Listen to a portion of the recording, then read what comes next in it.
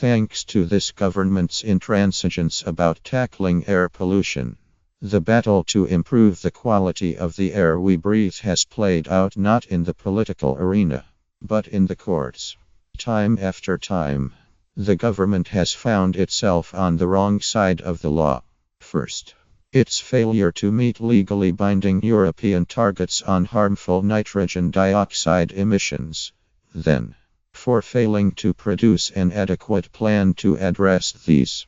Its latest delaying tactic has been to claim it could not meet this week's court-imposed deadline, publishing a new draft plan. Because of the PERDA convention ruling out new government announcements in the run-up to an election. And so it has fallen to judges yet again to take the government to task over its failure to act. Today's ruling took apart the government's case. Its own PERDA guidance sets out exemptions where public health is at risk. As the judge pointed out, why would it be better to have parties debating what ought to be in a draft air pollution plan, when it could be debating what is actually in it? The government's real motivations are political, not procedural. Having delayed taking meaningful action for 7 years, it is clearly nervous about proposing any measures. Hit drivers of diesel cars during an election campaign. Its political cowardice is astounding and pointless.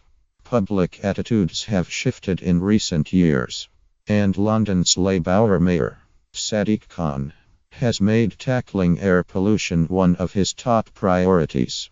The government is unlikely to face opposition to tougher action from any of its mainstream political opponents, and is enjoying double-digit poll leads. Yet it continues to shirk its responsibilities to the nation's public health. Today's air pollution may be less visible than the smogs that settled over our cities in the 1950s, but it is a deadly killer, responsible for upwards of 40,000 premature deaths per year. London breached its annual air pollution limit just 5 days into 2017, and legal limits were easily surpassed in the vast majority of local authorities. The effects are particularly pernicious for children whose lungs are still developing. The human cost makes the government's latest attempts to delay a disgrace. The 2-month extension it was seeking. Its final plan could have meant thousands of avoidable premature deaths, all in service of not wanting to jeopardize a marginal number of votes in an election. It is on course to win handsomely. It's a sick calculus. The good news is that air pollution is easier to tackle than other environmental and public health challenges. Unlike climate change, it is relatively localist. City-scale actions to address pollution levels can have a marked effect on their air quality. Much, though by no means all, of the problem comes down to emissions from diesel vehicles and, to a greater extent than in other areas of public health, consumers are highly responsive to financial incentives. The irony is, we know this. Many have switched from petrol to diesel as a result of sweeteners introduced back when diesel was thought to be more environmentally friendly due to its lower carbon emissions.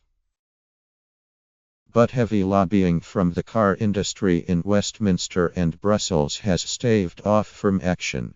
European emissions tests. Diesel cars have been far easier to manipulate than in the US. As a result, 97% of modern diesel cars exceed the official limit for NOx pollution. Behind the scenes, the British government has tried to block tougher testing. It's a familiar story. The government similarly watered down plans to tackle childhood obesity in the face of special pleading from the food and drink industry. The High Court ruling puts the ball back in the government's court. It should choose to accept it, rather than appeal. But either way, It has been exposed as a government willing to privilege marginal political advantage and the lobbying efforts of big business over the health of the nation.